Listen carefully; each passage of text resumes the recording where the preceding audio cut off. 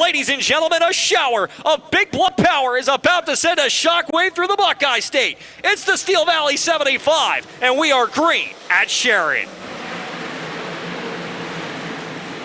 Perego going to lead the charge down into turn number 1 and 2 for the first time. 3 wide for the number 3 spot. It'll be Matt Shepard that comes up with the position, though, as they roll down the back straightaway. Give lap number 1 to Perego as he brings them off at turn number 3 and 4, but Shepard quickly going for the number 2 spot. He'll try to find his way around Mahaney, but Mahaney going to hold on here with 1 lap in the books. 3 wide battle behind them for spot number 4. Alex Payne already filing his way up. Alex Payne started in 9th, and he's just outside the top 5 already. So a great start for the 70A as Mike Mahaney rolls to the outside off the corner. You see it split screen right now. The 78 car rolling the bottom of the racetrack, and he dives down to the inside. He'll get by Crummert, and Alex Payne already up to the top 5, making some headway very quickly in this feature event. Slack down to the inside, though, trying to get by Thomas. That's allowed Crummert to really use his momentum up on the top side. He may be able to get a 2-for-1 special off the corner. We'll see if he'll make it work as they head down the back straightaway, and he does. Crummert just knows not ahead of Slack as they head down into 3 and 4. Yeah, he does, and it's who's going to find the top first, right? And he seems to be the one that has found the top first. Like you said, just picked off 2 cars there in one corner. That's massive. So he has reps up there on the top, and I think that's really going to help him as this race goes on and he gets comfortable up top.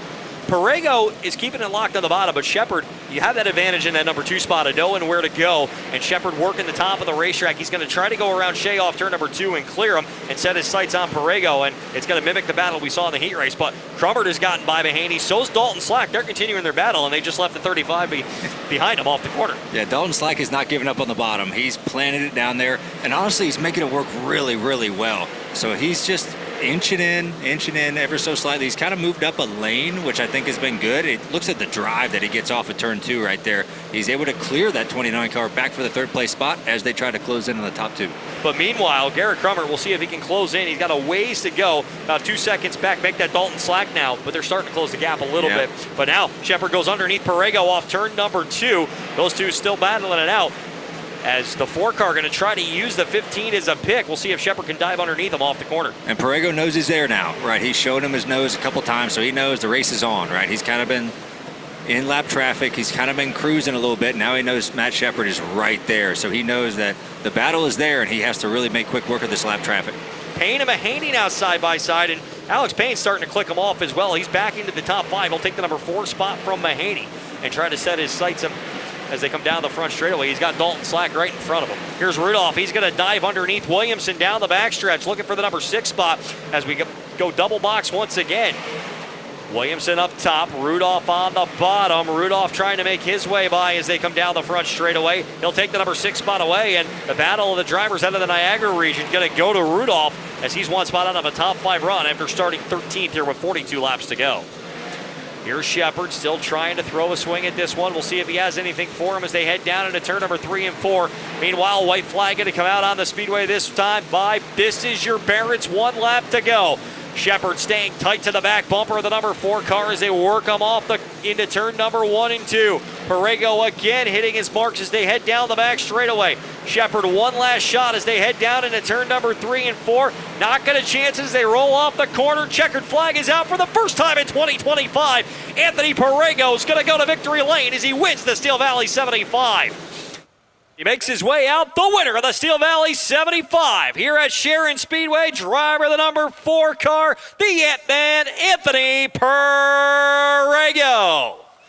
Perego, first win of 2025, Rich, and a much-needed win for the driver of the Vinny Salerno-owned machine tonight. Yeah, I got to those lap cars and just got really tight behind them guys with the air, and I was fortunate enough, the track was still good enough to step out and pass some of them guys, and then obviously we got a little bit of a lead where I can kind of step out of it, and just the whole time in the back of my head, I'm like, man, just keep this thing straight, it's Robert, and you'll be all right. Yeah, fortunately there was no yellow flag because that big diamond, he gave me a run there at the end.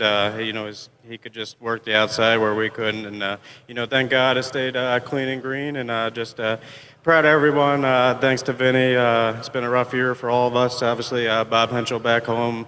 It's been a year from hell, but this makes it a little better, and obviously towards the end of the year here, it's where all the money is, so we could turn our year right around.